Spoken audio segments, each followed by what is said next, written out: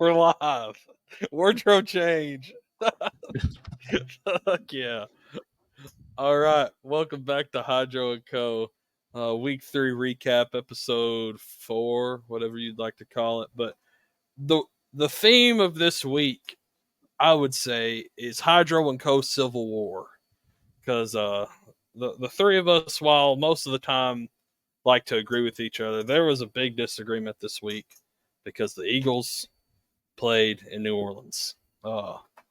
So, there was a civil war in between us as a group. But now that it's over, we can talk about it and kind of recap the game. Unfortunately, I did take a fat L, and Chase was able to come home victorious. So, congratulations, Chase. Thank you. But I will let you speak first. Winners first. So, go ahead and talk about the Saints versus Eagles and what you thought. Well, in like beer pong, you're at the party, right? And let's say you're there, you're playing beer pong, and your duo walks in, right? And you're like, hey, man, you want to get a shot in? It's called a celebrity shot. So for this part of the show, I want to bring on my dear friend, Bryce. Celeb shot, bitch! What's up, pussy? What's up, baby? Hell yeah. So let's talk about it, Bryce. What do you think about the game, man? Belt to ass. That's what's happened. That's what happened. Belt to ass. Yep. So nice. Felt good. No. All that shit early in the week thinking I forgot. No, sir. He did talk a little bit. Act like we forgot about all that. Nope. No, but Taylor said walk in your trap, take over your trap. Oh yeah. Well, I don't even know what to say right now. I'm just letting them. I'm in shock, honestly. The flashbang, wasn't it? Yeah, I had no idea Bryce was even remotely going to be in this. Oh, he is remotely, actually, because we're all remote right now. Yeah, funny. Remote. So, Bryce, what you got to say about this game, man? Well, if we're being completely honest, I'll be honest here. Didn't like the disrespect following the Falcons loss last week. In my eyes, that shit was kind of a fluke. Saquon catches that, the game's over. We're 3-0. But coming into this game, the national media didn't really give us a shot whatsoever. You looked at it either on NFL Network, ESPN. All predictions kind of went against us, and I can't see to me, it was a little bit of a what the hell is going? What are you wearing? This motherfucker's over here taking selfies while Bryce is talking. I'm trying to see through my phone. But nobody really gave us a shot. And me particularly, I didn't know if we had a lot of a shot unless we were able to stop the run somehow. And we did that. You come in against probably what was the hottest team in football and absolutely shut the run down. I think they averaged like 3.1 yards per carry throughout the whole game. And yeah, it was a big time win to get us back on track, instill some confidence back in the team. Yeah, let's talk about it real quick. That was dirty as fuck. You guys are one dirty ass team. Yeah, I'll let Chase. Unfortunately, which one? Which one? What? Who was dirty? Because I'll argue one. The other two I won't argue, but there's one I will argue about. Oh, okay. There were 3 instances. One, little gator roll that was trying to happen whenever Saquon scored a touchdown. That was dirty. I didn't see that. Oh, you should have saw it. It's dirty. Secondly, the Devontae Smith one, you want to try to knock somebody's block off, and he's 180 pounds, and he's going the opposite way. I'll argue that motherfucker. Nah, Kalen Boyd, that was not dirty. That was a rookie trying to make a name for himself, playing through the whistle. Well, he made it for himself. He's a fucking bitch. Now, Peyton Turner 2 seconds later, spitting on the motherfucker while he was out, that was kind of bitch made. Also diving on him was crazy a little bit. It's like, hey, man, he's knocked out. Let's not add insult to injury. Yeah. And then the Penning, what are we doing? Trevor Penning recreated that scene from The Blind Side where he took him to the bus. That was needless. That didn't need to happen.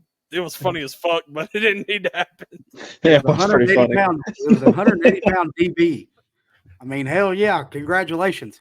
Go do that shit to Jordan Davis if you want to do it to somebody. But Didn't do it that all ain't game gonna long. happen. Yeah, What you couldn't do doing, that Joe? shit All all game long. game. Alvin Kamara, dog shit. Derek Carr, dog shit. Chris Olave, dog shit. Rashid Who am I missing? Shaheed, dog Oh, shit. Yes. Who said? Your defense. Dog shit. Nah, I'm not gonna do that. I'm not gonna do Mm. that. You're Tyron Matthew, dog shit. He couldn't catch up to Dallas Goedert. Dallas Goedert looked like a track star compared to that team until the end. He ran out of gas. That defense ran out of gas. We were on the field from like the beginning of the second quarter to the start of the fourth quarter. Tell your super hot offense to do better. Hey, They made a buzzsaw in Jalen Carter and Jordan Davis. Let me tell you, son. I'll tell you what. When your center goes out, I don't like want this to hear is the that. play of the game. Don't want to hear that. Are you kidding me? We don't lost wanna hear that. AJ, Devontae, Mekhi Becton, Lane Johnson, And Britton Britton Covey. We lost everybody. We lost the whole team. Hey, and I'll tell you what. That is a testament to y'all's depth. And you're bitching about a center. A depth that we do not have on the offensive line. He is the leader. That's like losing Lane Johnson, which y'all did. We did. And y'all were able to bounce back from that.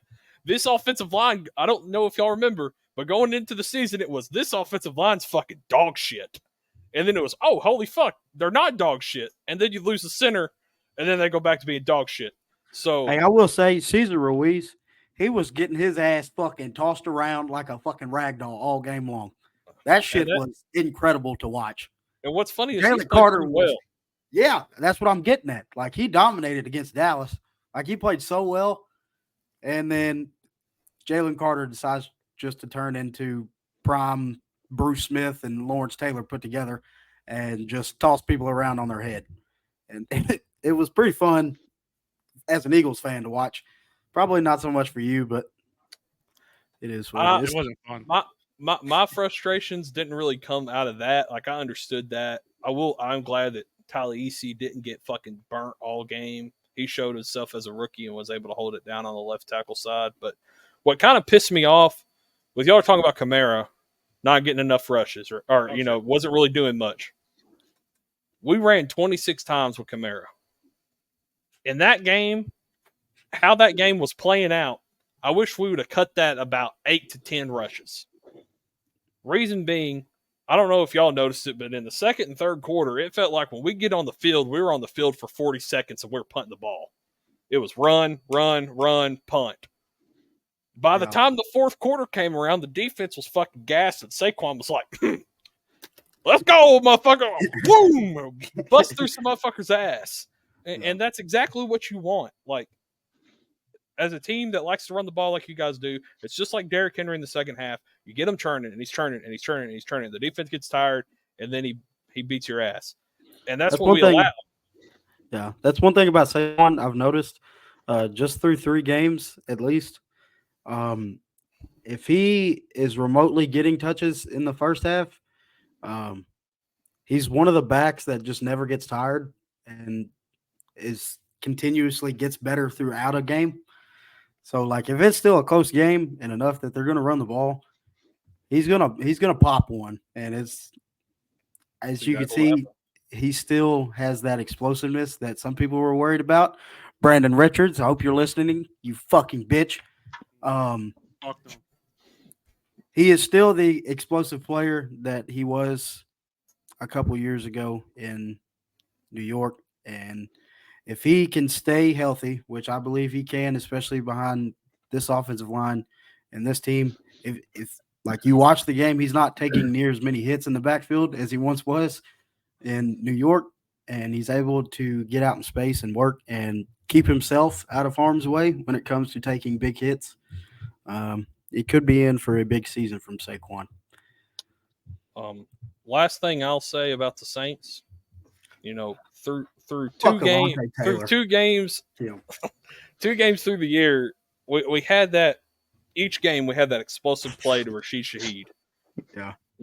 That long touchdown. And, going into the game, a lot of people, me included, were like, that secondary soft as baby shit. And I'll tell you what, Quinyon Mitchell, twice, kept Rashid Shaheed from scoring a touchdown. Now, the first time was more on Rashid than anybody because that hit him in the fucking hands. The second time, though, Quinyon played really good defense and was able to stop him from scoring. And I think you're thinking. I think you might be thinking of Darius Slay. I think Darius Slay was the other one. Darius Slay was on one. He might have been on one. I know Quinyon was on the first one. Yeah. And I will say that, those plays had been working in our favor going into the game, and they didn't. And I feel like if they had, we'd have a different conversation.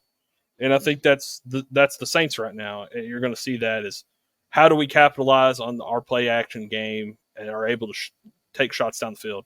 Now, Olave was a lot more involved than he had been through 2 weeks. So that was good to see. But other than that, it was really slow offensive day. I'm getting sick and fucking tired. I'm just going to say this too, of Derek Carr only throwing the ball 20, 25 times. I want to see that motherfucker sling that bitch 35, 40 fucking times. I love Alvin Kamara. We can do what we'll talk about the Raiders in just a second. What they love to do is their run game's the screen game. Let's throw some fucking screens to Kamara. I mean, I don't want to go I ain't trying to steer thunder, but I don't want to go all Luke Getsy on it. But, let's take 4 rushes out of Kamara and turn them into 4 screens. And I've been Clint Kubiak's biggest dick rider for the last 2 weeks. But I feel like wild to say on camera. This week, absurd to say about yourself on camera. Man, he's not lying. This whole city of New Orleans has, man. We've been glazing this man like it's going out of style. He stopped the fucking murders. Derek Carr's case of Jesus. And then a man was shot on 7th Street. Man, I mean, fuck. First off, thanks, Prayers guys. up to him. Prayers up to him. It'd be 21 days if it wasn't for the fucking Eagles. So, unfortunately, rest in peace to that man in New Orleans that I don't know that got shot as a result. If I was Derek Carr, I'd go speak at that funeral personally and become a hero. So other than that, Bryce, Chase, you have anything left to say about this game? We're back. So back. Fuck the Saints. Move on. With the Bucks ass, don't worry. We got them. Yeah. All right. Well, we just talked a lot about a struggling offense this week. Well, we can also talk about another struggling offense this week, Kendall, and talk about your Raiders. Tough loss to an opponent that I did not expect to see you lose to. And the Carolina Panthers. And yeah, I'm going to let you have the floor on this one because I feel like you got a lot to say, and I would if I was you. So go for it, bud. Yeah, I do have a lot to say, but I'm gonna try my best to kind of keep this as condensed as I can without repeating myself. Bryce mentioned earlier about people turning back the clock. How about Andy Dalton looking like prime Tom Brady in this game? Anybody? Just carving anybody and everybody up in sight. Chuba Hubbard looks like prime Seattle Seahawk Legion of Boom Marshawn Lynch in this game, averaging 5.5 a carry. But no, this game was embarrassing. And if you were to look at the score, it's like the Panthers won by 14. Wow, that was impressive. The game wasn't even that close. They whooped our ass from start to finish. Like the score was just getting ran up on us.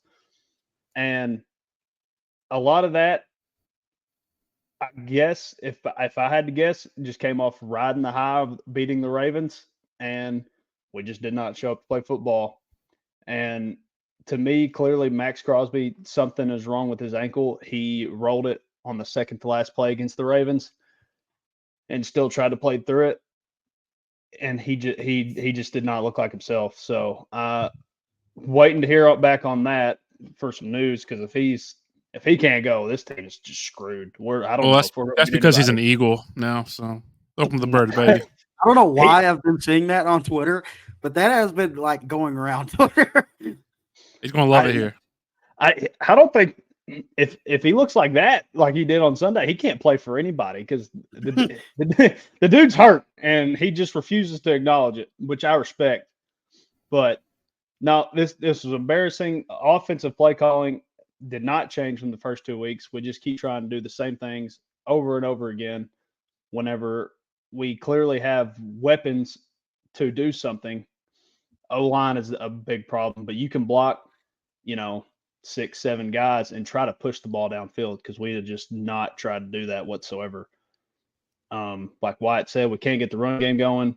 We're just running too many screens, slants, drags, hitches. Like, it just after you do that over and over and over again, it's just not going to work. So unless you're the Commanders, well, they'll throw some deep balls in there, keep you honest. We don't even do that, Wyatt. it's fair. Like Hey, Lou I'll tell Getsy, you, I had the privilege to jump on NFL Plus today. I had some downtime at work and jumped on NFL Plus. Actually watched the all 22 of y'all's game today. I'll tell you one motherfucker that did not want to play football that day. That was Jack Jones. He did not want to fucking play at all. Business decisions. Yeah, he was checked out, buddy. I mean, Oh, you just figured out the blatant- mystery, huh? yeah, just blatant missed tackles. That's what it says on and, TikTok. That's who they and think. just not caring. Like he did not care to play that day. I forgot to bring that up. Antonio Pierce saying people making business decisions. I've seen a lot of clips on Twitter, including Jack Jones, probably the most favored one. I don't think he was singling anybody out. I think he was talking about multiple people. So I don't think he's just going to come out and say it again like so-and-so is getting benched or so-and-so is getting playing time taken away. We're just going to have to see on Sunday what happens with. I wouldn't be surprised to see Jack Jones not out there for at least a couple series. I wouldn't be surprised. Maybe a drive or two have him have a reality check after getting cut last year. He did show up to play for us, but maybe he needs another one. That'll teach him. The real problem is Luke Getsy, clearly, because he is a absolute cancer to whatever offense he is running. Yeah. I think with that being said, we need to talk about Luke Getsy, but more importantly, we need to talk about what is happening after leaving Luke Getsy. We got Justin Fields. Let's just go ahead and start talking about him. Bryce, what we're going to talk about now is we got, I think it's, 4 big stories that we want to talk about this week about the games before we get into our recaps of all the rest of the games. And the first one that we talked about in the group chat was the Steelers and how Justin Fields has looked since leaving Luke Getsy's offense. Night and day in terms of win record. They're 3-0. But I will say this. I was looking through some advanced analytics last night and looking at some things on Reddit that they were talking about each individual team going through 2 weeks. And a lot of the Steelers' numbers were alarming for the fact that they're 3-0. So a couple numbers I have here. They've kicked the most field goals in the league. They're not finishing drives. Now, I'll get back to that here in a second in a positive light, but in a negative light, they're not finishing drives. Second, they've ran the ball 108 times this year. That's second most in the NFL behind the Packers. They have 392 yards on the ground on 108 attempts. The Packers, for example, have 111 attempts for 612 yards. So the running game has not broken out, but they are fucking pounding the rock. O-line has the 4th highest pressure rate in all the NFL. 41% of snaps, Fields under pressure. At the same token, 34% of the time, he drops back against zone coverage. It's not a successful play. They don't do anything with it. So about 1/3 of the time, if they're in zone, Justin Fields is fucking it up. So even though I say all this bad stuff, they're 3-0. And people are probably like, well, fuck, why? They're 3-0. Shut the fuck up. And I think it comes down to 2 things. It's not sustainable, though. Yeah, and I think that's something we can talk about. But the 2 things that I think it shows the most is, one, coaching. They've kicked the most field goals in the league. They're taking their points every time. At Nick Sirianni. Do that, motherfucker. Good God Almighty. He does it. But at the second thing, I will note is the Steelers have the 2nd highest turnover differential in the NFL currently at +4. Yeah. So you add a really good coaching staff that's taking the points when they need it, and you have a +4 turnover differential. It kind of explains that through all of the negativity on a statistical standpoint, they're still 3-0, and I think that's something that we can look at. I agree with Bryce. It's not sustainable, go ahead. No, go ahead. But that just like those points bring me to like two questions, and I don't know if like you have them like able to pull them up and like look at them. One, how many like I want to know like their yards per carry, like what their average is in their rushing yards, and like their air yards like per attempt. Because if they're not like airing the ball downfield like a lot, I mean, I could understand why like it's not like their offense isn't sustainable. Like because it's kind of the same thing that he went through when he was in Chicago. It's just an offense that's related to kind of get the ball out of his hands and let playmakers make the plays, like let his receivers and running backs and tight ends do his job for him, make his job a lot easier. Like if they're not pushing the ball downfield and they're just like you said, you brought up the point of they're the second most rushing team behind the Packers. I could see why they're not converting into touchdowns. So what? I just pulled this up really quick, Bryce. They're averaging 3.6 yards per carry. Yeah, it's not good. They are 21st. They're tied for 21st, tied for 20th in the NFL in average air yards per attempt with 4.6. That is tied with the Broncos. The only teams worse are the Titans, Pats, Browns, and Bears. Yeah. So Damn, I would expect the Raiders to be dead last in that category. Raiders are 17th. You average 5. Just for showing what number 1 looks like. Number 1 is the Packers at 6.4. yeah. So to me, it sounds like it's a lot of digs, it's a lot of slants, it's a lot of drag routes, and it's a lot of corner comebacks. Not a lot. I mean, if you watch a Steelers game, you're going to get at least one fucking go ball to George Pickens, and he's going to make some stupid ass catch down the sideline. But other than that, like they're not pushing the ball down the field like it would need to. That they would have to do for their offense to be sustainable and like actually win key games is what I guess trying to get at. And like if you watch that first game that they had against Atlanta and watch Harris, he was running like a fucking madman. He was running over people, but he wasn't going anywhere. Like he would get 2, 3, 4 yards and that'd be about it. So I don't know. That seems a big question mark to me. I think they still are a question mark, but the Steelers so far this year are exactly the team that I wish the Raiders would be. They have a lot of talent on defense they rely on, and the offense's job is just to keep the chains moving, just get first down somehow, some way, control the ball, take your points when you can get it.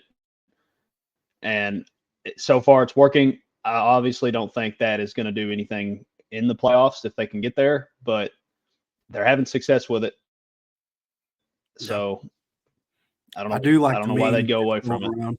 I do like the meme that's going around on Twitter. It's like the picture of all of the AFC North logos and their records underneath them, and it's the dude kind of yelling at all three of them, and it's the picture of the Steelers guy that says "Smell like bitch in here."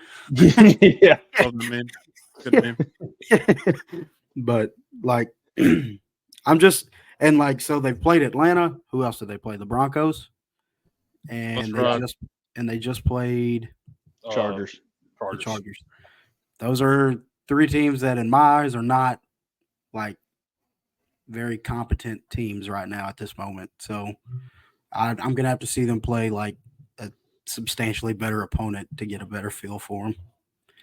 Because I think their defense is going to keep them in any game. It's just you got to rely on the offense to do something. Chase, you got but anything? Hats off to Justin Field. Only 1 turnover this year. Hats off. Yeah. Okay. Hats off to my dog. All right, Kingpin, say something a little bit more in depth, please. There.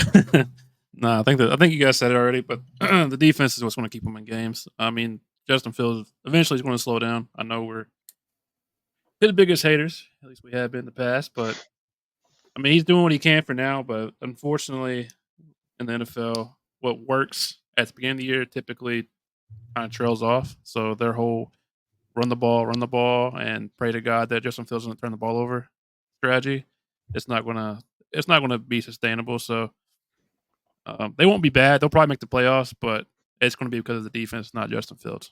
Right. All right. Well, let's move on to another quarterback that's had a lot of success early on this season. That's also 3-0, and that's the Vikings with Sam Darnold. My biggest stat that I pulled out, Sam Darnold against the blitz this year through 3 games, 10 for 12, 189 yards, and 3 tuds. So I know that there was a stat that I saw as well that a couple of years ago when he was in Carolina, he had one of the worst statistical games against the blitz ever. He threw like 3 picks. So they're showing like it's just like a night and day difference. Third highest QBR in the league, 8 tuds, 3 picks on the year. And I think the biggest thing that we can key on with all of this is that Jordan Addison hasn't played. He comes back hopefully this next week. And T.J. Hawkinson wants to see the field for probably another 3 weeks. So he's done all of this essentially with Aaron Jones, Ty Chandler, who's played pretty well, and Justin Jefferson. And I think that's very commendable to Sam Darnold. But I want to talk to you guys in the same light that we just talked about Justin Fields and the Steelers. Is this sustainable, or is this something that we're going to see fizzle out by the time, let's say the next 3 weeks when Hawkinson gets back, hopefully? Is this a team that's looking down the barrel of 3-2, 3-3, or 4-2, 3-3, or is this a 5-1, 6-0 kind of team 3 weeks from now? I would say Sam Darnold specifically, I don't think he's going to be a top 3 quarterback throughout the entire year. I think he'll take a step back himself, but I think the Vikings as a team, especially to me, because I didn't have any expectations for them, have been a massive surprise. And I think they're going to keep it going because, I mean, if you look at the teams they beat, like week 1, they beat the Giants. It's like, okay, it's the Giants. They'll come back to reality. Then they go beat the 49ers, and then it's like, well, they didn't have CMC. George Kittle got hurt and missed, I think, a quarter of that game or so. And then now they go in and blow out the Texans. So it's like there's nothing else left to say because they've just coming off winning 34-7 against the Texans. So I think this team is going to keep it rolling, and they'll be in the playoffs. You think so? I do, buddy. I got a tough stretch of games coming up. We're starting with next week at the Packers. Jordan Love could be back. He might not be back, but even then, Malik Willis has shown that he can at least keep them afloat. So good for him. Then they got the Jets. I believe that's one of the overseas games because it is at 9:30 in the morning. They had the Lions, and then the Rams, who really aren't, I don't think, as bad as some people think they are. Plus, I think at that point, I think you're looking at Cooper Kupp and Puka Nacua being back. So, I mean, it's not the easiest road. After that, their schedule gets, I think, significantly easier. But they do play in the NFC North, where I feel like those teams are pretty solid. Even the Bears, they're down.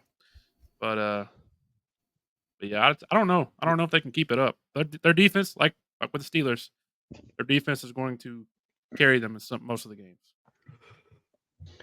Down the stretch, like even after those games you just said, like they go the Colts. They've been asked to start the year. The Jags are asked. The Titans are asked.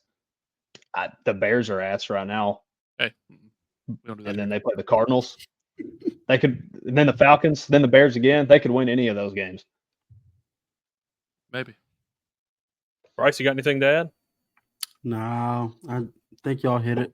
But the only thing that I will say, like, I'm still in the boat of this is not like sustainable because, like, if you look at the games that they've won, I mean, they've played 2 straight home games. That helps out a lot in the NFL, especially with a quarterback like that you're not like so sold on and just a for sure thing. It helps a lot when he's playing at home and not in such a hostile kind of environment. This week will be a big test for him. All right. Well, we've talked about the good. Now let's talk about the ass. The first team that we wanted to talk about that really struggled this weekend was the Tennessee Titans. And with this discussion, I'm going to propose a question for the four of us that I want us to answer. Is it time to move on from Will Levis? Do we want to see Mason Rudolph take the field? God, Or do you damn keep no. going with Will Levis moving forward? Bryce, why don't you start us off? Man, you got to stick with Will Levis, man. I may be just a homer. I like Will. I liked Will coming out of Kentucky. But at the same time, I'll tell you what, this motherfucker's got a generational Game 6 Jordan run of memes going on, though. Gosh damn. It's 3 weeks in a row. It's 3 weeks, bro, of hilarious photos of this man. And just for the sole fact I want him to keep playing, that's one of them. I mean, because there's going to be a funny-ass picture to come out of every single one, every single game. But I just don't – I don't know. I don't think you can give up on Will this quick. Especially when, in my eyes, I thought this team kind of was like a sleeper team coming into this year. I kind of had higher hopes for them because I thought they made some really good acquisitions in the offseason. I'm a big fan of J.C. Latham. That's been one of the bright spots for the Titans team. Only on that fucking offensive line. J.C. Latham has been an absolute beast at left tackle. And it doesn't help that I think their receiving core is kind of taking a hit because of DeAndre Hopkins and the knee injury that he's dealing with. I mean, he's playing on a torn MCL. Hats off to him. That is insane at the receiver position, playing on a torn MCL. But I think they got to get a little bit more out of their skill players. All of this blame cannot go on Will. I think they need to do a better job on defense, and I think their skill players can probably step it up too. Looking at you, Tony Pollard. Yeah. All right. Tracy, what you got? Before I get into this conversation, you mentioned Will Levis and those memes, so I have to ask a question. Who breaks the chain first, Will Levis or CJGJ? Because let me tell you something. There is a run for him as well, of Kobe looking down on him and him just absolutely blowing a coverage, missing a tackle, or whatever else he does.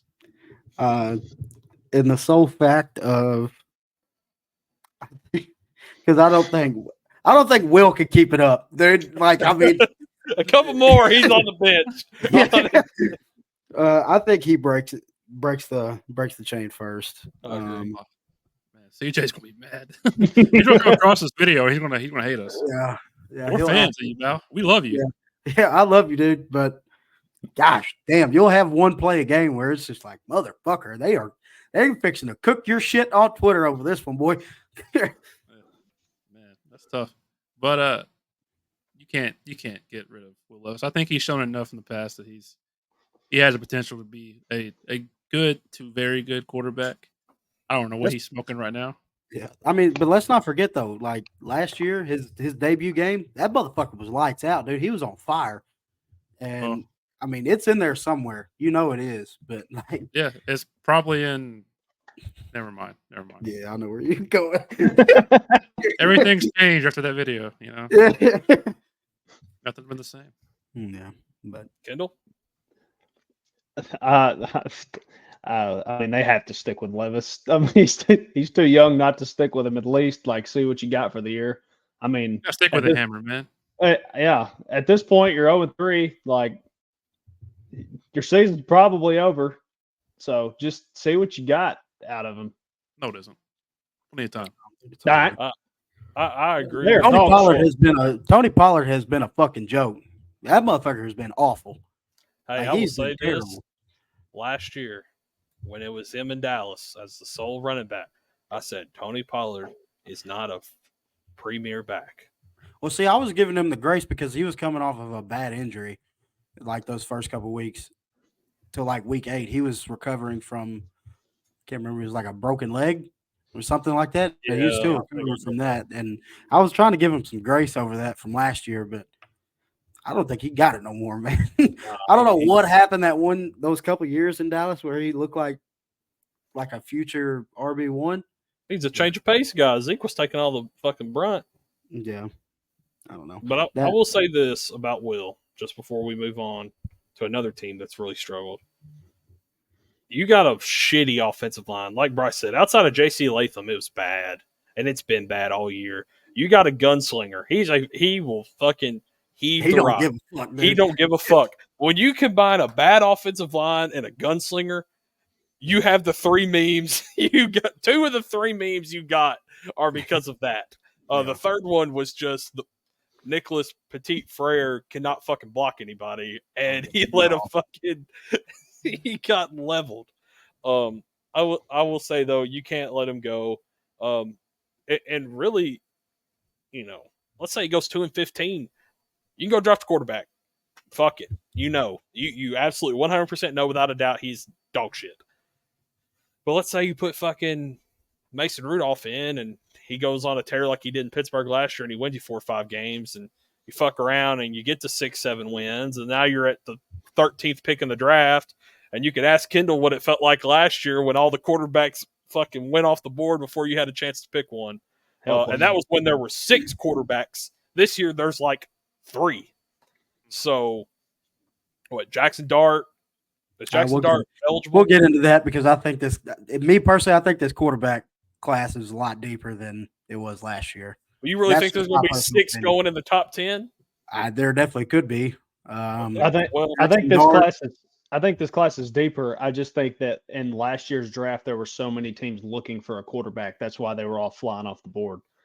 Well, there's going to be a bunch of this upcoming year too, because you got a team that is going to be picking at number 1 that's going to need one again after picking one 2 years ago. But okay, let's move on to another number 1 overall pick in the past, and a team that has sucked. And going into last night, we said this game is going to depend how we talk about this segment, and that is the Cincinnati Bengals. Dog shit. And complete dog shit. Going into the game last night, some stats for you. They were 28th in rushing yards per game, and they were 21st in third down percentage.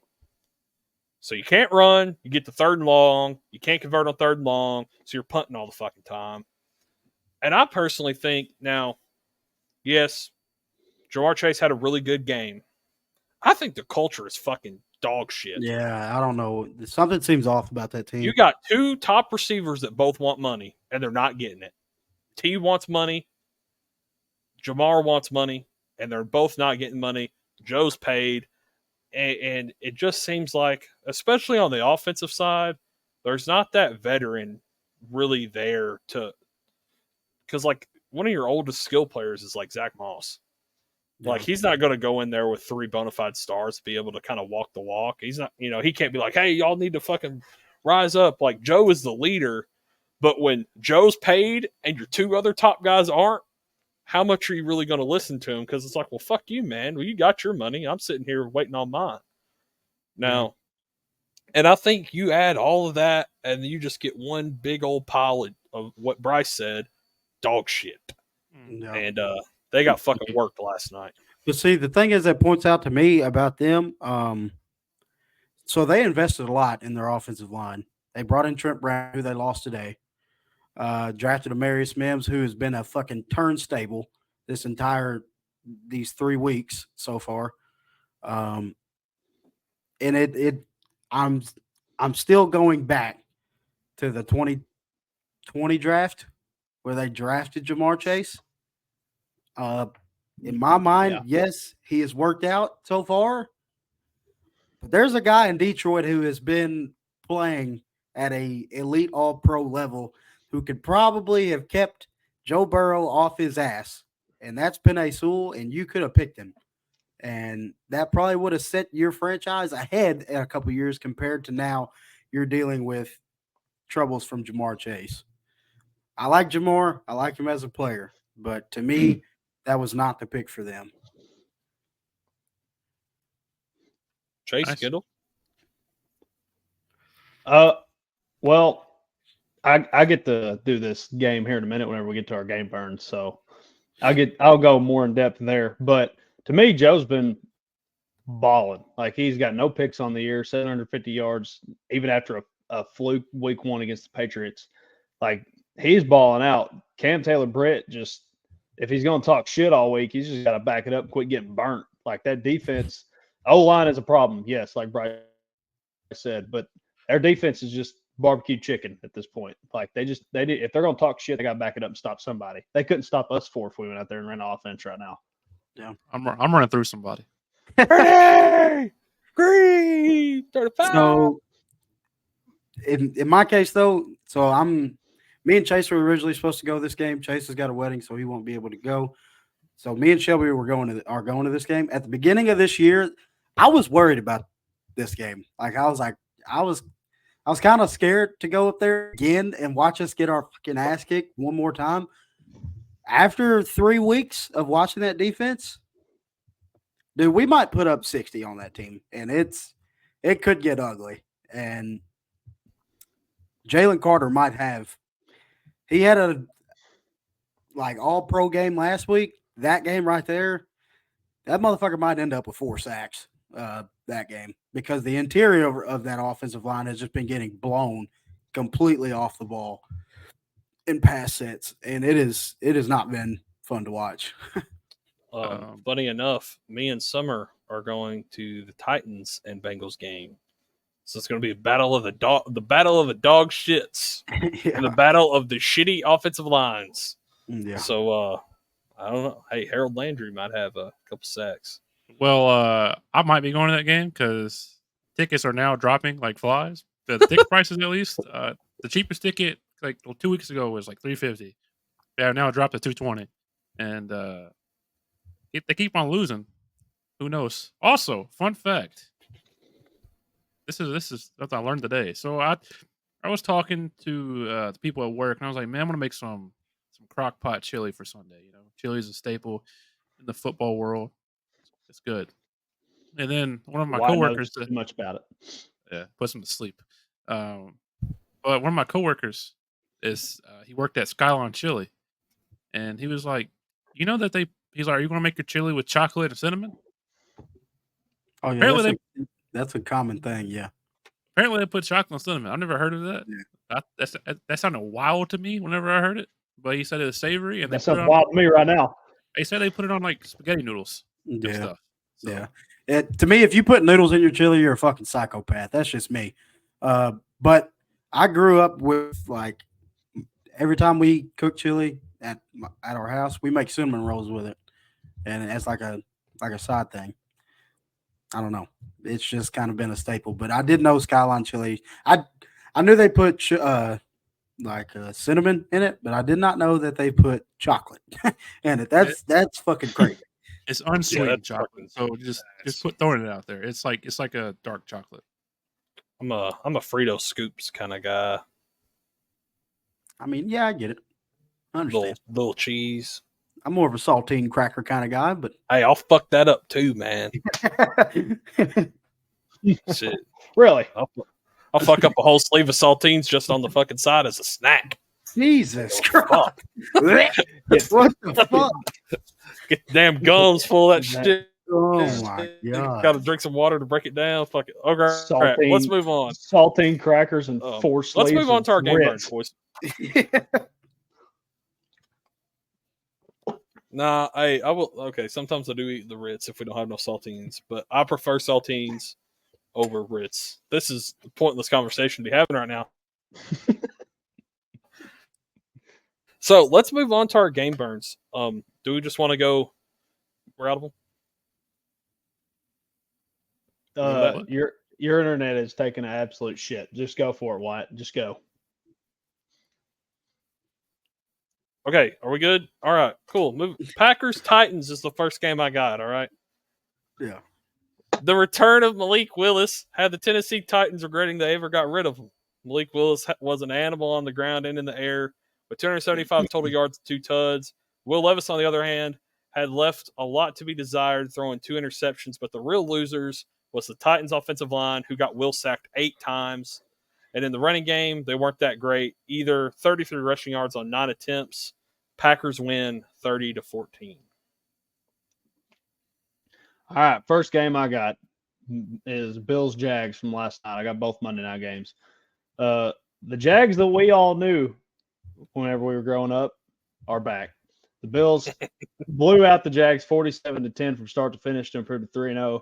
Josh Allen was fantastic in this game, spreading the ball to 10 different pass catchers as Trevor Lawrence is thankful to just gain 10 yards. The Jags are back to mediocrity and should begin to evaluate the contract they just gave to their quarterback and figure out what to do going forward. I had Bears versus the Colts. Remember, bear down. The This Colts is beat our the. Colts. No, we're not doing that. The Colts beat the Bears 21-16. Two young quarterbacks were paired up against each other this past Sunday, and there were two totally different results. One had to throw the ball 52 times to try to keep his team in the game, while the other relied on his workhorse running back to rush for over 100 yards. Caleb Williams just needs a little bit of help from his running backs. Looking at you, oh Swifty boy. You're good for us. I don't know what's going on with you now. But on the other side, Anthony Richardson scares me as a passer. And I think that the Colts will end up they'll lose games because of how inefficient of a passer he is. All right. My next game is Dolphins Seahawks. Good Lord, can someone go play quarterback in Miami? Because my fantasy team cannot take much more of this shit. Skylar Thompson gets laid out, leading to Tim Boyle to take the field, leading a stacked Miami offense to just 3 points.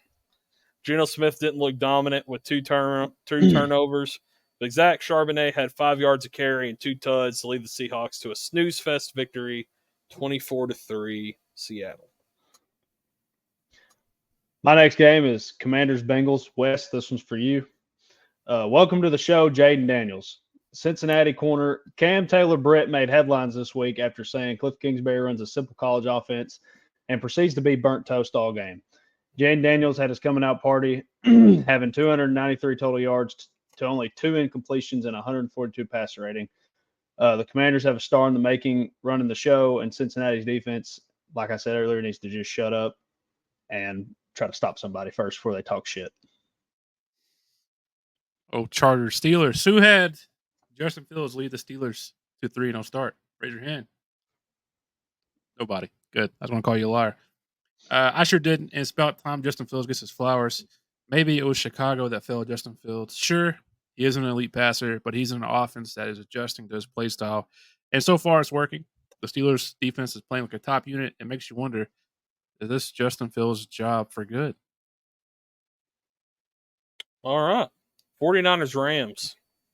2 players. Juwan Jennings, Kyron Williams. For all you fantasy buffs out there, that is a total of 78.1 fantasy points on the day. 49ers look great in all aspects, but the Rams won the turnover battle, which eventually led them to win the game with a last-second field goal, 27-24 Rams.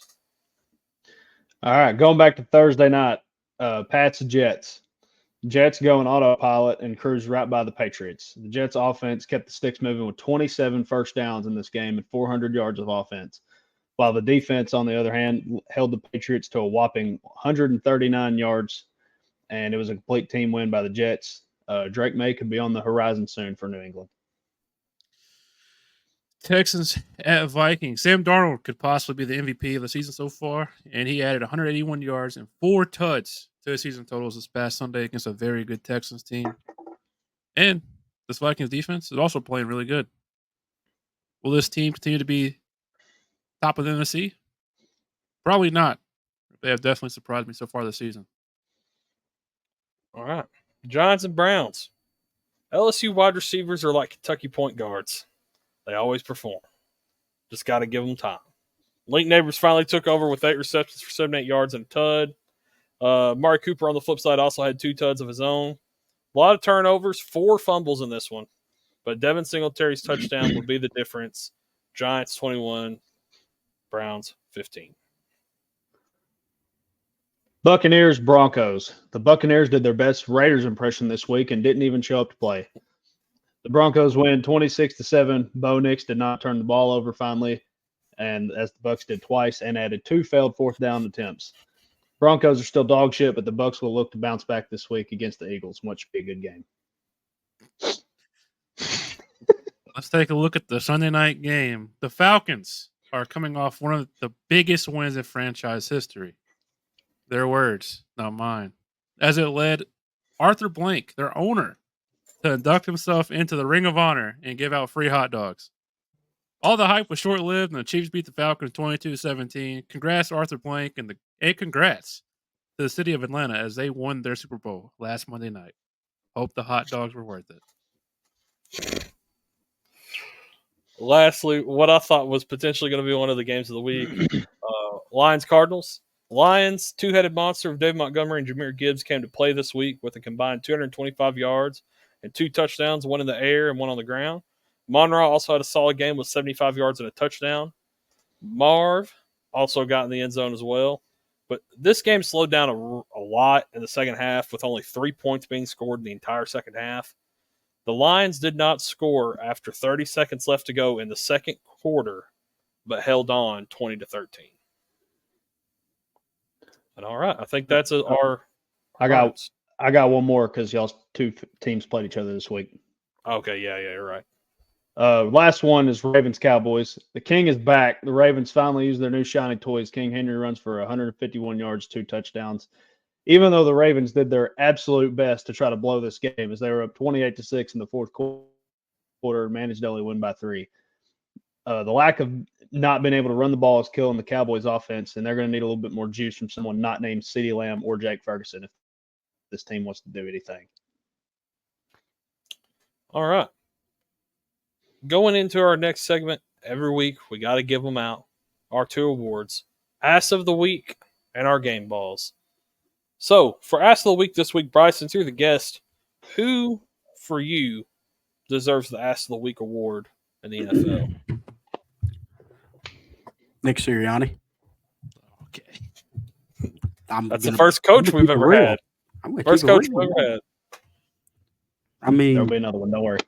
We should have, respectfully, Wyatt, we should have beat y'all comfortably if it wasn't for that idiot. If you'd have kicked your field goals, you would have kicked our ass. Yeah, that's what I'm getting at. If we would have took the points there, we would have won comfortably, and it wouldn't have been that close at the end of the game. But he made an ass of himself, and hopefully he can learn from his mistakes and never do that dumb shit ever again. Oh, he will. Kendall? My ass of the week, by no surprise, is Luke Getsy, and he probably should have been my ass of the week for the last 2 weeks because we're playing the Panthers, who were dead last in pressures last year, and they lost Brian Burns in the offseason, and yet we are still running this ticky-tack, check the ball down, kind of get the ball out of Gardner's hands as fast as you can kind of offense.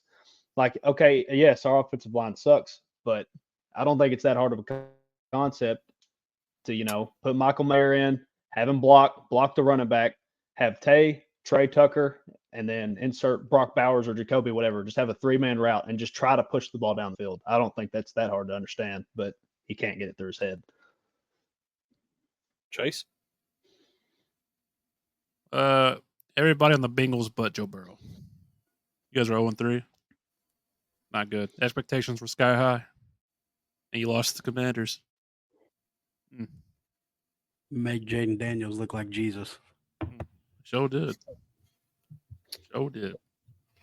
My ass of the week this week is the Tennessee Titans offensive line. 13 pressures, and they technically allowed 8 sacks, but Pro Football Focus accredits 3 of those sacks to Will not getting rid of the fucking ball.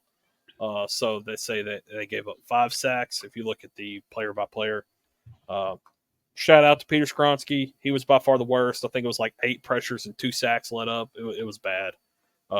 Nicholas Petit-Frere also would have been a lot worse, but they pulled him in like the second quarter because by the time he hit the second quarter, he'd already allowed 2 sacks and like 3 pressures.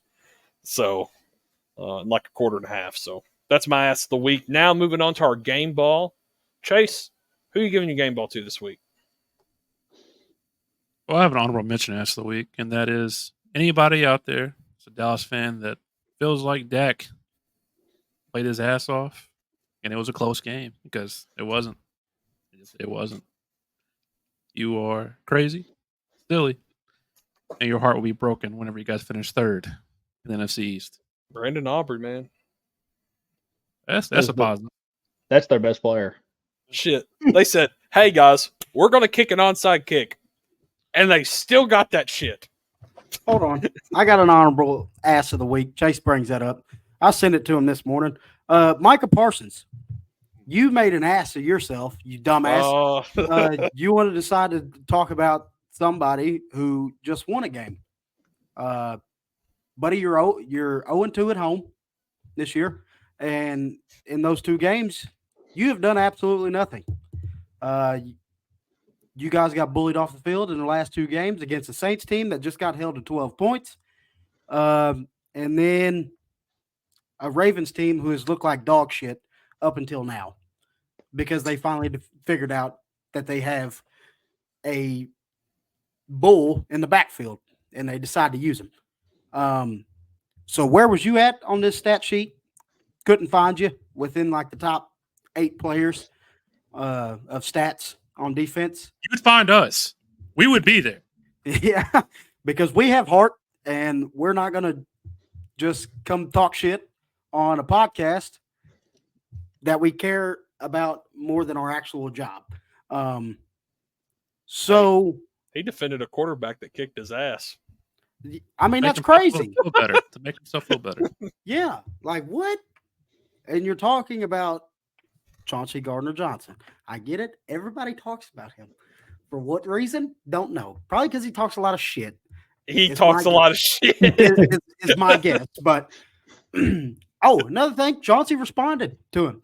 Guess what? Michael's been silent ever since. Ain't said a fucking word. So sit down, shut the fuck up, and learn how to play football. Please. Thank you. That's my ass of the week. All right, Chase. Who you giving your game ball to? Ass. My game ball? Yep. The Panthers. The whole team. Give it to them. They weren't supposed to win. And then some dog shit Raiders team went out there and got their ass smoked by them. Oh shit! I hate you. Fight back, Kendall. Fight back. Hey, Orioles play a playoff game 1 week from today, baby. I'm ready. We're moving on already. Checked out. Kendall, do you have a game ball you want to give out? Yeah, I don't even want to say it now because I was going to fire these 2 up, but I don't even want to fucking say it now after that comment from Chase. You know what? All right. I like the player. So here, game ball of the week is Dallas Goedert. All the injuries to that Eagles offense heading into the game and what happened in the game, they needed someone to step up, and Dallas Goedert did just that with 10 catches, 170 yards, and a 61-yard drag route to help set up the game-winning touchdown. So unhook the trailer, man. Unhook it. Tyrann Matthews fucking sucks. I take back what I said. You guys are going to win the Super Bowl this year. Hey, what's that dude's name? Last name Harris that plays for the Saints in the Will Harris. Will Harris, and I think it was Marshawn Lattimore. They were playing grab ass on that drag route. I don't know what they was. It was a run play. Did you not see it? It was like a run. Oh no, I seen it. It was executed perfectly. But playing grab ass and then playing down there playing in the fucking dirt. Down there playing in the grass. I don't know, picking daisies and shit. I don't know what y'all doing. Bryce, who's your game ball going to this week? I'm gonna ride for my guy. I'm gonna do it again. I'm gonna do it always. Saquon Barkley's getting that game ball. Y'all, I'm gonna say it. He's the best back in the league when healthy. Y'all can fucking suck me. I don't care. And it's pretty evident. If he's got a competent team around him, a competent offensive line, he's the best talent at the running back position in the NFL. And it's, to me, it's not close. I get it, CMC, whatever. Who gives a shit? I'll go ahead and take that white boy in San Francisco when he's healthy. Well, how's he doing this year? How's he doing? All right. He hasn't done anything. Hasn't done a damn thing. Okay. I can't take Chase seriously, bro. All right. My shades on. My game ball was going to go to Andy Dalton, but Chase already gave out the Carolina Panthers team game balls. Give it to him. Another one. I was going to give one to Brandon Aubrey, but now I'm just going to give it to another guy, and that's Jane Daniels. My God, kid. That fucking cookie cutter middle school ass offense went for a lot of yards last night. LSU alum. I'm a fan. The dick Wes, sucking's crazy, bro. Wes, I know you're fucking loving it right now. And There's for some the next, crazy all day in that what's group today? Tuesday, It's Wednesday, insane. Thursday, Friday, Saturday. They play Sundays. For the next 4 days, we can talk all the fucking hype we want about Jaden Daniels, and then he's gonna either fucking fuck it up. Oh, he got good. You better hope he don't. You better Or- hope he don't. Because I'm telling you this, if Jaden Daniels has another performance like he did last week, next week, the internet is going to fucking explode. Because I'm on TikTok at work today, and every third TikTok was a fucking Commanders TikTok. The dick riding in 4K is crazy right now. I don't know what it is, but man, Hey, you know what's fun about that game next week? Cliff Kingsbury goes back to Arizona. hey, he's making it work. He College. probably deserves a game ball as well for getting that offense doing what it's doing. But Yeah, all right, guys. Taking on a shade defense gets you a game ball. Oh, sorry, I didn't know we were judging each other's game balls.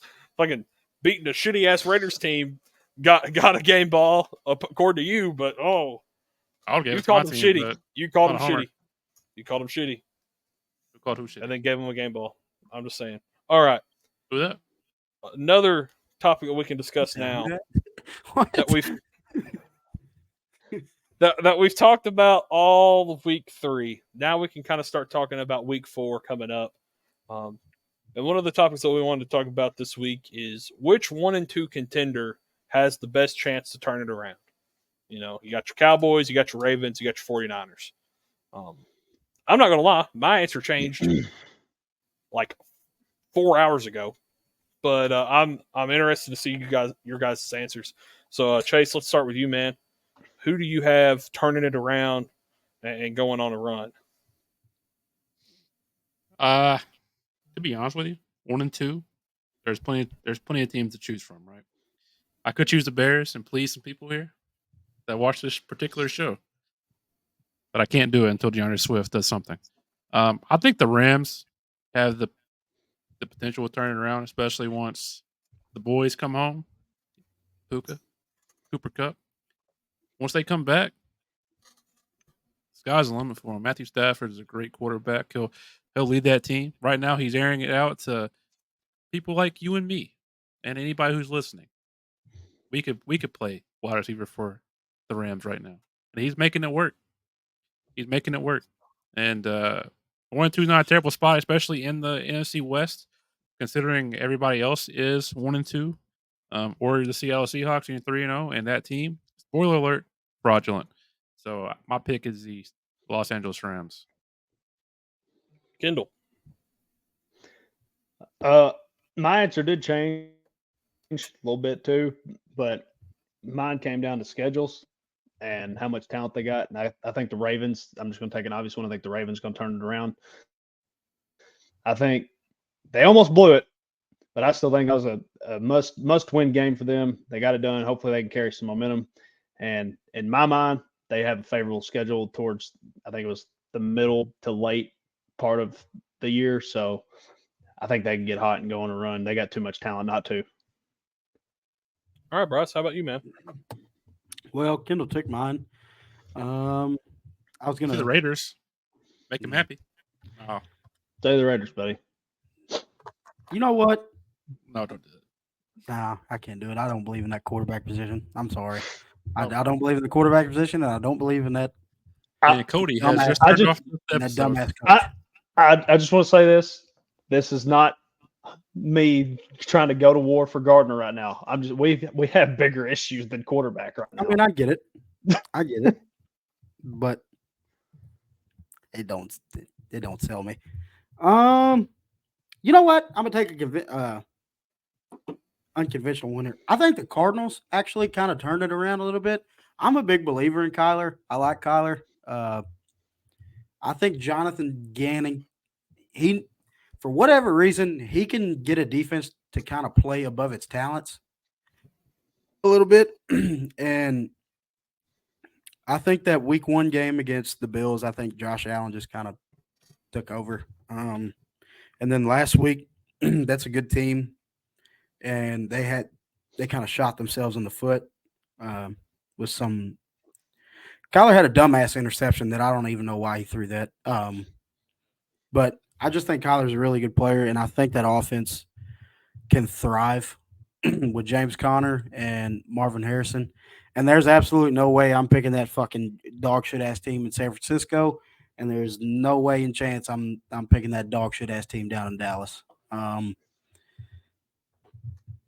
want to talk about San Francisco for a little bit. I think they're utterly fucking chalked because they have some pretty key injuries. They just announced 2 hours ago, Javon Hargrave's out for the year. Miss you, Javon, with a bicep injury. Wish you would have stayed in Philly, pal. Probably this bad things probably wouldn't have happened to you, but whatever. Anyways, Brandon Ayuk, once you sign that motherfucker to a contract, he done forgot how to play football. Jesus Christ, he's been ass. He's awful. I don't think Jordan Mason is sustainable. He could sustain kind of the efforts that he's had. He sure can. And he better. For your fantasy sake, yeah, you better hope. I need him. But Christian McCaffrey, that's a big loss. And it doesn't look like it's getting any better. So that's tough. And I will never be a big believer in Brock Purdy. That's just me. There's a reason he was drafted last. And until he plays on a team that is not so super team, and we're figuring that out right now, it just seems like things are not swinging in their favor. And if it keeps up in Dallas, I give it 3 more weeks and Mike McCarthy's fucking shit canned. So, yeah, the reasons you gave for the 49ers were the exact reason I changed my pick. You got CMC flying out to Germany today to meet with a specialist over his Achilles tendonitis. Sounds like they just need to fucking go ahead and put his ass on the fucking operating table and just call it a season at this point. Because, I mean, you're just doing everything you can to avoid it at this point. Like calling it Achilles tendonitis and going to see fucking German fucking specialist. Like, come on. Like, just fucking admit it and move on. You're just delaying the inevitable at this point. Come back, baby. So, we need you. I was between the Ravens, 49ers, and Cowboys. 49ers, obviously, for the reasons listed above. Wasn't going to pick them. I picked the Ravens. They're a couple inches away from being 2-1 already. So I think they have a really good run defense. They're the number 1 run defense in the league. And they have a really good run game. So both lines of scrimmages are playing really well. Yeah, they just got to use it. But I will say all 3 teams have had tough losses. You know, the Ravens lost to the fucking Raiders. Cowboys lost to the Saints. 49ers lost to the Vikings, which now seems to be a trend for teams to go and lose to Minnesota. But I do think the Ravens have the best chance. And, you know, let's go ahead and talk about our power rankings now that we're kind of understand what teams might make a run. Let's see what teams have dropped, what teams have risen, what teams have completely gotten off the fucking 10. Because I got some teams, baby. I got 3 new teams this week. Just a little spoiler. So we'll start with Kendall and Chase like we always do, and we'll finish with me. But who wants to go first? Actually, never mind. NFC Best Division. Chase, go ahead and go first. I forget every week. Fuck you. All right. Well, good news. We got the picture as always. So I have moved the Cowboys from in the hunt all the way down to on life support. You know why? Because man, oh man, they're barely breathing. They've lost 2 straight. Offense looks awful. Defense looks awful. The only thing you got going for you is a kicker. I have moved the Saints down. I have moved the Bucks down. The Vikings and the Seahawks stay. Lions and Eagles move back up the top of the pack. Bryce, what? What do you got? Quick question about the top of the pack. So, like, when you watch the Seahawks play, do you feel like they're a top team? They are they're in top of the pack purely because they're 3-0. That first loss, they're going to drop down to fighting for survival. I'm not a big believer in Geno. I mean, I like Geno. I like the resurgence of Geno, but I feel like they're putting too much stock into that team. I will say though, DK Metcalf is fucking start of the year hot. Somehow, I don't know what that guy's doing, what PEDs he's on, but he started hot this year. Yes. Yes. Any complaints, questions, concerns about this list? Nope. The Bears, unfortunately, are at the bottom. Damn, It is what it is. It's all right, boys. it's still I don't- bear I- down though. Always until the day I die. Bear down. I'm assuming if the Panthers would have lost, they probably would have been season over. So, yeah, if Panthers were to lose, the Giants were to lose. Season over. They don't have as much wiggle room as the rest of the NFC. To be honest with you, I can't wait to kill off a team. I'm ready. I'm ready to kill off. A Yeah, team Kendall's already done it. I've already Kendall done it, did and it I'm going last to add a week. couple more, buddy. All right. Kendall, do you want me to pull up a tier list like last week, Yeah. or do you got it? All right, I got you. Share this tab instead. Cool. There we go. All right. Raiders, life support, 100%. we are. I can't, buddy. I can't. Sorry. Ravens started 0-2. Big win. I've got them in the hunt because I'll explain here in a minute that this conference is dog shit to start the year. Bills top of the pack. Bengals are on life support. They are probably another loss to the Cardinals away from their season being over, and I'll put them there. Browns are on life support. Broncos season's over. That they were in there last week. You got to be kidding me. What the fuck? I don't give a shit. They were in there last week. I don't care about no stupid ass fluke win. Their season's over. They're dog shit. Texans are in the hunt. They were in the top of the pack last week for me. They're dropping down to in the hunt after a loss. Colts are on life support for the reasons Chase said. Anthony Richardson has got to figure out how to run NFL offense, keep the chains moving and stuff. Jags season's over. That is a new one for me. Their season is officially over. That team is dog shit. I don't know what happened. You get them out of the way. Chargers are fighting for survival, and I can explain why. They're 2-1, but Justin Herbert got hurt. And while I think he's overrated as hell, the last couple of years, whenever he gets hurt for a game or two, that offense turns to dog shit. So we'll see what happens there. Dolphins are also fighting for survival because they're waiting for their overrated quarterback that can actually run a decent offense to come back. And who knows if he is going to come back. So that one's the biggest question mark. Patriots season's still over. They're staying in there. The Jets are in the hunt. They moved to 2-1. The Steelers, I'm moving up to in the hunt just because they're 3-0. But I don't think, like we touched on earlier, I don't think that's going to be sustainable. And the Titans season is over. So I have added the Titans and the Jags to your season is fucked. Real quick before Wyatt does his, for the audio listeners, I'll go over my tier list. Top of the pack, I got the Eagles, Lions, Seahawks, Vikings. In the hunt, I got the Falcons, Saints, Bucks, Commanders, and Packers. Fighting for survival, I have the Cardinals, Rams, and 49ers. And on life support, I got the Panthers, Bears, Giants, and Cowboys. All right. Y'all ready to get this off? Chase has ended 0 team seasons. I'm up to 4. Well, you know that song? I'm close to adding 2 more. What's that song, Bryce? The yeah. You know, I can't wait to kill off a team and then bring Crunk's Not Dead. Yeah, and bring a team back. Yeah, that's gonna be fun. That's gonna be real fun. All right. So Wyatt's top 10.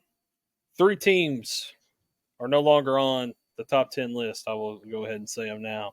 The Cowboys, Bucks, and Saints are all off the list this week. Honorable mention this week, my 11th spot goes to the Rams. All right, moving in. At number 10, a team that was not on the list last week, Pittsburgh Steelers. Clap it up for them. Welcome to the list. Welcome, boys.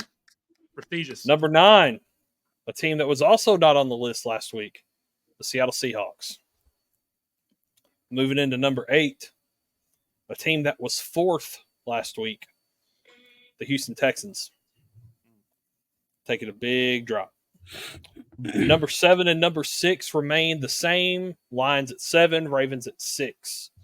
A lot of movement from 5 to 2. Number 5 this week is the 49ers. They were 3rd last week. They dropped 2 spots.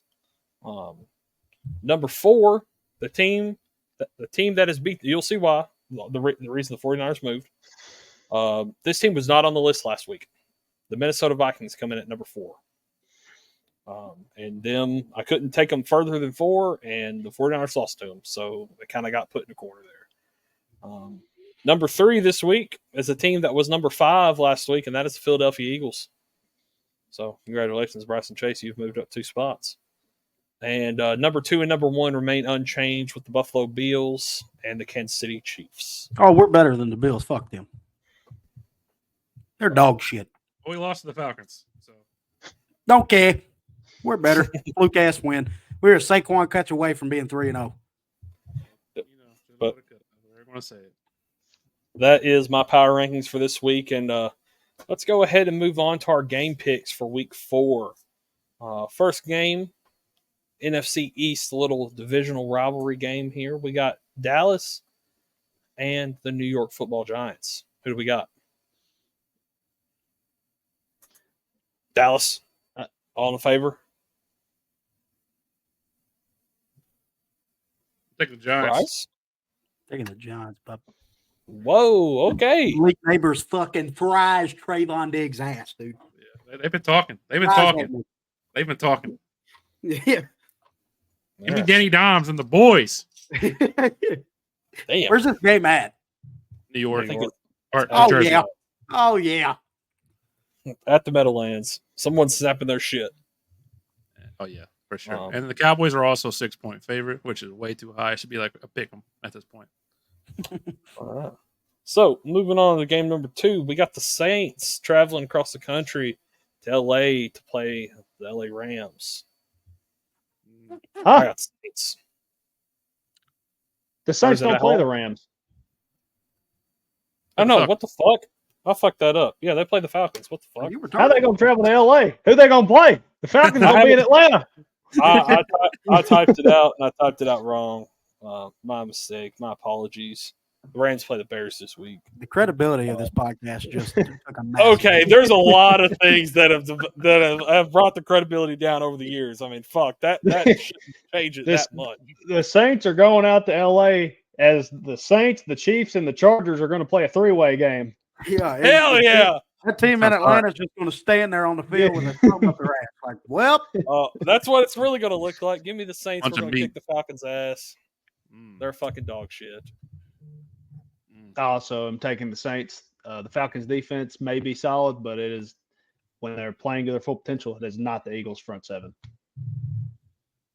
Bryce? Brady Jarrett's a bitch. Always been a bitch. you know what? Just for the sake of Wyatt actually being nice, I'll take the Saints on this one. Fuck Wyatt. Give me the Falcons. Okay.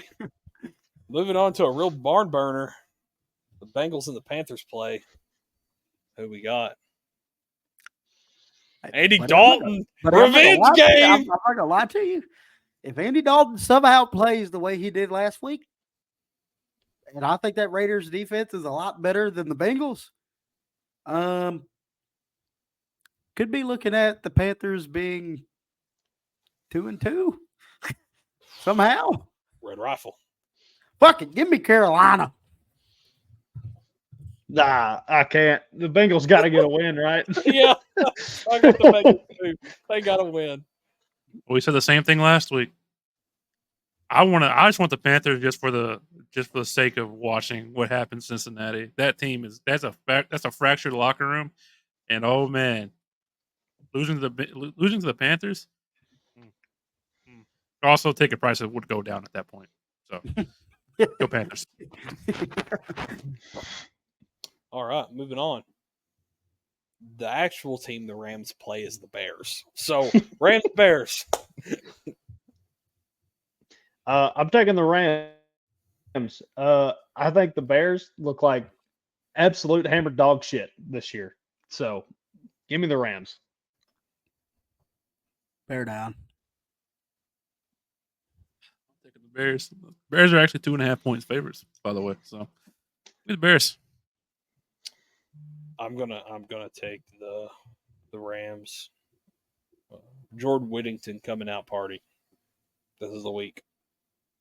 Just wait. No. Fellas, I just got an alert on my phone that says Bill Belichick linked to the Jacksonville Jaguars could replace Doug Peterson in 2025. Wow. Wow. That's not going to happen because he will be the Eagles coach by next year. No. It won't. It might be Dallas's head coach this year if fucking Mike McCarthy don't turn it the fuck around.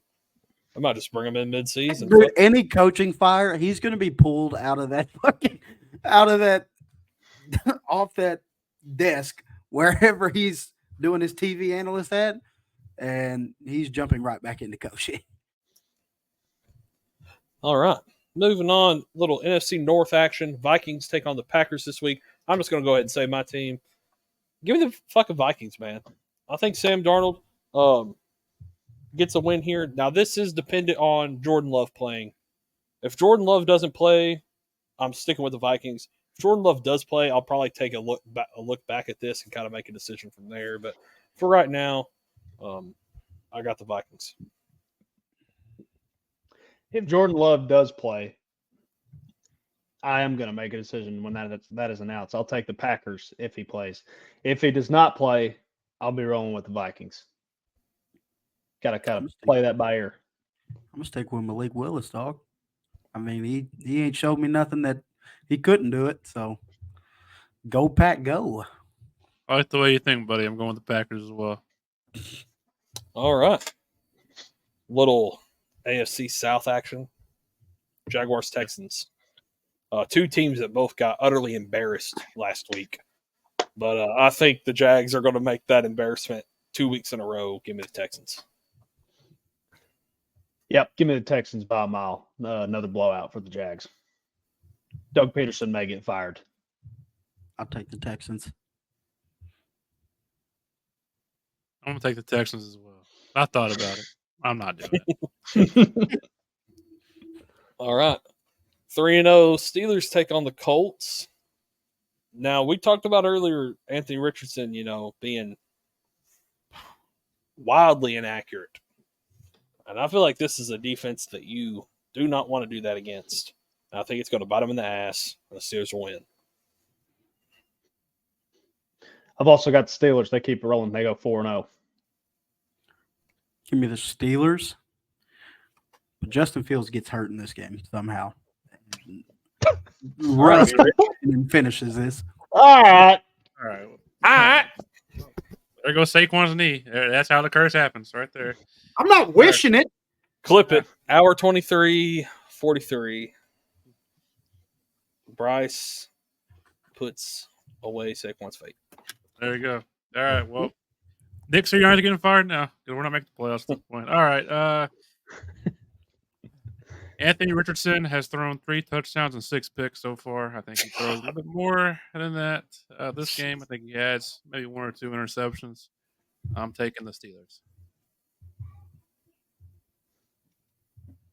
All right. Moving on, Broncos Jets. This game, this might be the lowest. I wish I could find a chart like each week that has like the most televised and least televised game, per week. This is probably it. Bengals and Panthers will be close second, but like this game, no one gives a fuck about. But give me the Jets. Jets by a mile. Broncos are dog shit. Return to reality. I'll take the Jets on this one as well. It's going to be a close game. The Broncos defense is pretty solid. Aaron Rodgers is the shell of his former self. Breece Hall, not good in standard formats, fantasy. I learned that the hard way. Pretty good in PPR. Give me the Jets. All right.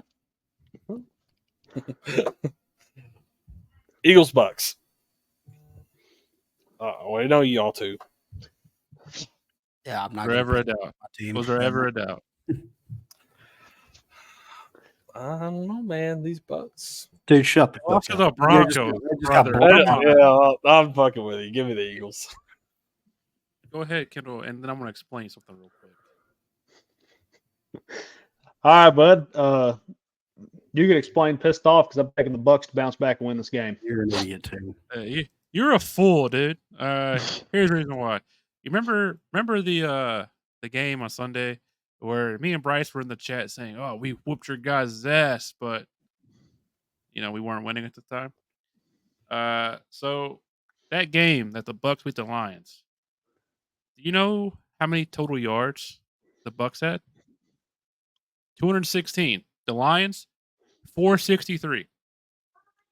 The Lions won in every way possible except for the score. I think the Bucks are a bunch of frauds, and they should be treated as such. Go Birds! We're winning by 20. I love it. We're back. Fuck the Bucks. Give me the Next Bucks. game. I hate you. All right, next game. Commanders Cardinals. Who we got? The Cardinals? Duh. Come on. Yeah, here we go, boys. Watch this. I have the Cardinals too, actually. Oh, What? after all I saw today, Yeah. well, I know who you're at. That defense is soft as baby shit. Yeah. It's going to be a shootout, I think. All right, Kendall, what do you got? So I'll step in for Wyatt. I got the Commanders winning. Oh, yeah, because you were up until 3 o'clock in the morning talking to Wesley about how good Jaden Daniels was. I woke up Wait, and I was like, what sometimes- am I reading? Sometimes you got to just hype your friends up, buddy. He's a good quarterback. I mean, sure. I've never gotten that kind of energy. Never. Well, you're Wyatt. You're a little different. All right. You're like you're the punching bag, bud. It's easy to mess with you. No shit. Well, Bryce is talking. Probably talking about dinner. I will take the Cardinals. Good pick. Good pick, kid. Okay. Pats 49ers. All in favor of the 49ers?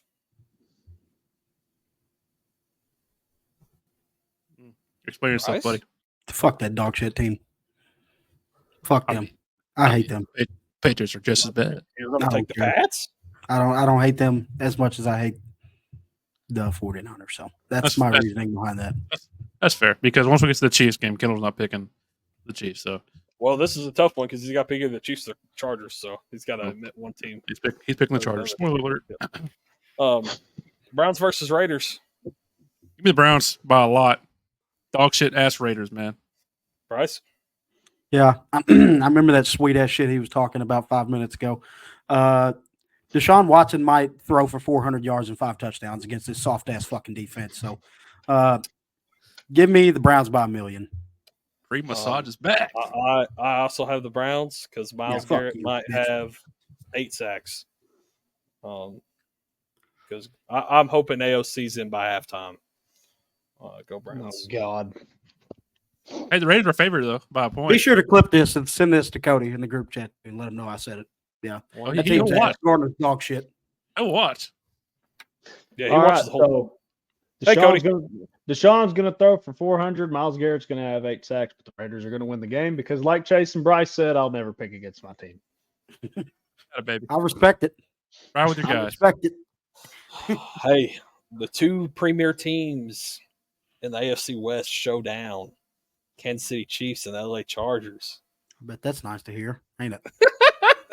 I did that purely to piss off Kendall. Give me the Chiefs 4-0. Taylor Nation's going to be hype as fuck. Go Don't ever Chiefs. say that shit again. No way. That's wild. I'm gonna leave this game unpicked. I'm not Yeah, picking man, any of that's- them. I'm just taking that's L here. crazy. That's fucking wild. This is Just the kidding. guy I hate that the said Chiefs last a little week. bit. I hate the Chiefs a little bit more, so give me the Chargers. Run the ball down their damn throat. I'm taking the Chiefs. I hate them, but I'm taking the Chiefs. Taking the Chiefs. I just see the way the NFL works. It's a scripted business, and they always seem to win somehow. So I'll take the Chiefs. Hey, we didn't touch on that non-call with Kyle Pitts in the end zone again this week. Womp womp. Oh yeah, I forgot. Wyatt is a full-time Chiefs fan, part-time Saints fan. Whatever. Okay. This game probably, out of all the ones that we've talked about, has the most implications down the line for the season between these two teams. Bills and Ravens. Do the Bills get shown as frauds? Do the Ravens finally start to show life and move towards 500? I say they do. Give me the Ravens. It's so hard to pick against the Bills right now with how hot they are, but I'm picking the Ravens. I just feel like they got to have this game, especially for like possible tiebreaker situations down the stretch, because they are 1-2. So give me the Ravens. I'm going to go with the team where my fandom lied when I was about in middle school. So, birds of a feather flock together. Give me the Ravens. Fuck that. Give me the Bills. All right. Second to last game. Dolphins Titans. I don't even know if fucking Skylar Thompson's even going to start, and it doesn't look like the Dolphins. Y'all see are that anywhere... picture? He had his ass out. Did y'all see that picture on Twitter? Yeah, I did. I seen AB tweeted it. He said like Shannon Sharp's favorite picture or something. I don't even know if I don't know if the Dolphins are ever going to sign another quarterback. I wish they fucking would for my own sanity. But all this considered, still give me the Dolphins. I ain't picking the Dolphins right now. I know they're playing the Titans who are 0-3. This has got to be the week that you win a game if you're the Titans. So I'm somehow taking the Titans here to win. I will be doing the same. I'm picking the team with the starting quarterback. Give me the Titans. And last, but certainly not least, the Seahawks take on the Lions. This is the week they get shown as frauds. Give me the Lions. I don't think they're going to be frauds. I got the Lions winning, but I don't think that means Seahawks will be frauds. I think they're still They're frauds. They're going to be a playoff team. Hell no. It's good offense that they have, but yes, give me the Lions. For my fantasy team sake, I hope the Lions win, and I hope they win by a lot. And I hope a lot of the points come from Jahmyr Gibbs and Amon-Ra St. Brown. But I'm gonna be weird here, and I'm gonna actually take the Seahawks for some reason. I don't know why. Something weird happens this game. I think Jared Goff throws a couple picks. Very bold prediction. Chase, the last pick of the day. If Bryce does indeed pick the Seahawks, if you are losing to Bryce, you will gain one game on him. I picked the Lions. Seahawks are not coming close. All right, boys. Well, that does it for all of our Week 4 picks. And I just want to thank everybody for, watching this episode and watching all of our episodes. A lot, we've had a lot of views on these last couple of videos, and I think we all really appreciate it. And we enjoy doing it. Bryce, it's been great having you on, man. You're obviously welcome anytime. You know that. So, next time you want to pull up. Makes you feel better. I knew Bryce was coming on here and you didn't. All right. Well, yeah, I did too. No fucking shit. I just want to thank a big shout out to our sponsors at Rogue Energy and Shank It Golf. Oh, we're back. Thank you for sponsoring the show. I had to just go look those up. And also just remember that we are part of the Fans First Sports Podcast Network under the link lineup. So, give them a shout and go look at some of their other videos that some of their other channels are putting out. And watch all the other link lineup videos. They put out a lot of good content, especially for Eagles fan, talking about, pre-games, post-games, sometimes halftime shows. So, if you really want some dedicated Eagles broadcasts, go check them out. And without further ado, who dat? Go Birds! Go Birds! Go O's!